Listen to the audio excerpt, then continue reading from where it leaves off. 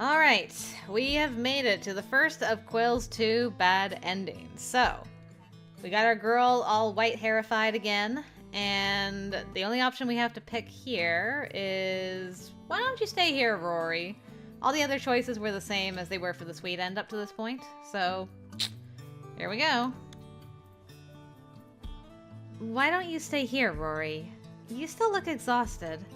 And I already had this talk with Quill. None of us can afford to be battling fatigue right now. Morgan's right. We're just taking a quick look. We'll be okay. Rory nodded vaguely and sat back on the cushion, yawning and trying to manage his messy hair. We won't be gone long.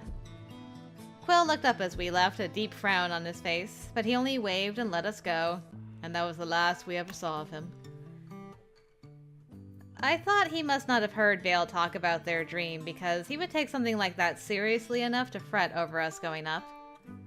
Vale and I stepped into the tunnels that led down to the safe house and made our way up. Alright, can we skip any of this, or is this is all new? Noted. Above us was an abandoned, run-down building.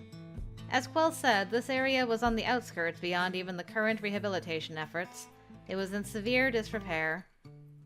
It was quiet, desolate, empty but for a few birds and other small animals.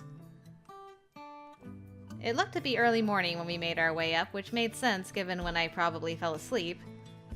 We were quiet for a long time before I spoke. So, what was that dream of yours about anyway, that it left such a bad feeling? I'm not sure. I don't remember much, just...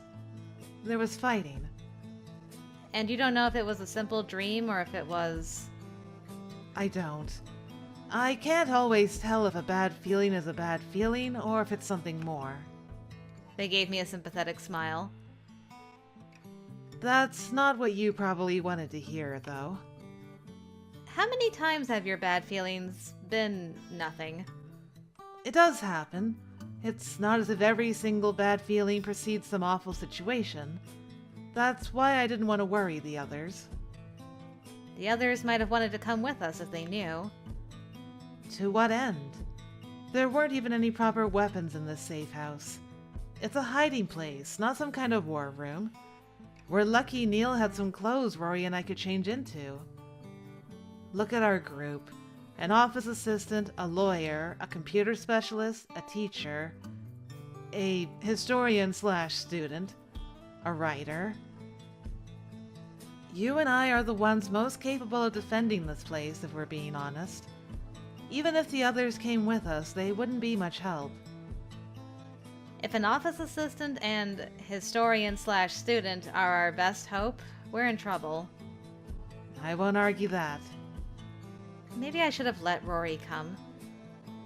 Well, it might not have hurt to have him, but I'd rather... He hasn't even really recovered yet. I hate he's going through any of this. Though I guess it's better to be here than for him to be panicking alone in my flat. If possible, I'd rather let him rest and stay out of any further trouble. I understand how you feel, though I'd prefer all of us to stay out of trouble. I'm going to look around with my sphere for a bit. Can you keep yours retracted so they don't collide with each other? Of course. While Vale stood a meter or so away with their head tilted down as they looked around the area, I poked around the empty building. I was reminded a little of some of the desolate places I'd run through when I was fleeing Solace. Of course, then I'd been alone. It had been cold, dark, raining. Nothing like this gentle morning quiet. And of course, this time I was no longer alone. Though I still had no idea where any of this would lead, or how it would end. Shit! Vale? I was startled to see them stagger backwards as if they'd been hit. I dashed to their side, helping steady them.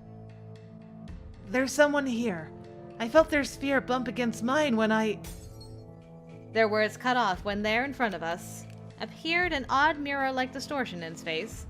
It shattered and 2 people stepped through a disconcerting hole in space. We had only a split second to react. The one with a bright blue swirl of Psi came straight at me with that same distorting crunch of space and time. The other, I thought, launched themselves at Vale. I didn't have time to react effectively. Esper or not, my reflexes weren't prepared for dramatic fight sequences. The man's fist connected with my jaw, and pain exploded through my face. I staggered back, losing my footing and hitting the floor. There was a follow-up kick that I barely sensed in time to scoot out of the way. I summoned all my strength and fired a psi burst at where I could see the flare of bright blue psi in my mind. The universe tossed me some luck, and it hit him. He went down hard, but wasn't unconscious. He crawled a short distance away, did the disoriented space crunch thing, and vanished. Ugh. I scrambled to my feet, aware on some level that Vale was handling the other guy fine. I couldn't let that knight leave, though. Without thinking, I expanded my sphere and located him on a nearby rooftop. But where's the third one? I teleported there straight away, stumbling out onto the rooftop to find the knight knelt over, gripping his head.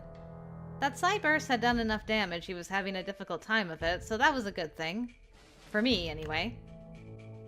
I'm so sorry. I'm really, really sorry. But I couldn't let him get away and risk revealing where we were. I screwed up my face and held out my hands, flinging another tight knot of psi at him with more strength than before. More strength than I intended. I flinched when it hit him square in the back, panic settling over me at the same time. I hadn't meant it to be that powerful. This time when the knight hit the ground, he didn't move. Half relieved and half panicked, I ran to him, praying I didn't kill him. I didn't want to kill anyone. Hand shaking, I rolled him over.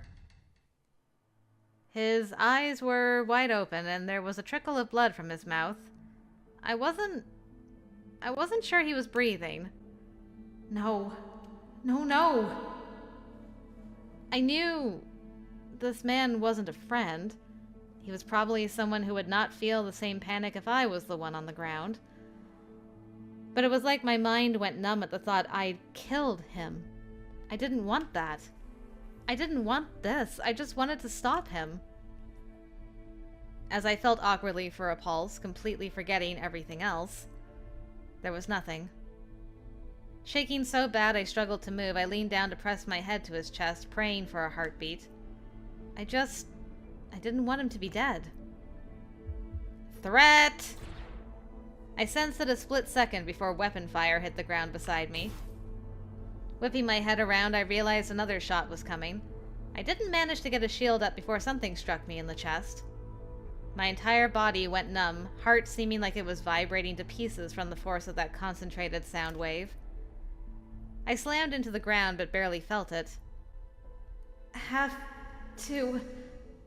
Through the overwhelming pain and dizziness, I tried to claw myself onto my stomach. Have to get to Vale. I reached out with a wobbly sphere and tried my best to home in on a spot near where I could sense Vale in the building below. Struggling to focus, I pulled myself into the distorted space ahead of me and tried to teleport. The world twisted, stretched, faded to white. Bad end music played. Sound thinned to a whine, and it continued to stretch out and out. I realized something was wrong when I couldn't find my way out. I lost my target in the emptiness. And when the white void swallowed me, my consciousness started to fade. I didn't know where I was. I couldn't find my way. Everything just stretched, and I didn't think I was going to make it. The silence closed in, and finally even my thoughts went silent. Oh no, she got lost in the white void! That's sad. That was not how I was expecting that ending to go. I thought for sure those guys were gonna, like, succeed, knock her out, teleport her back to Vic. Bleh. But she just got lost in teleportation land, which almost happened in Ari's route, but anyway. Okay, so that was bad ending number 1. Poor Quill's gonna be beside himself, like, she's gonna be looking for her forever. Forever and ever and ever. Oy. Well, okay. A bad ending for sure. I'm dreading bad ending number 2, though, just because of where it happened. So maybe I'll see you over there for that, guys.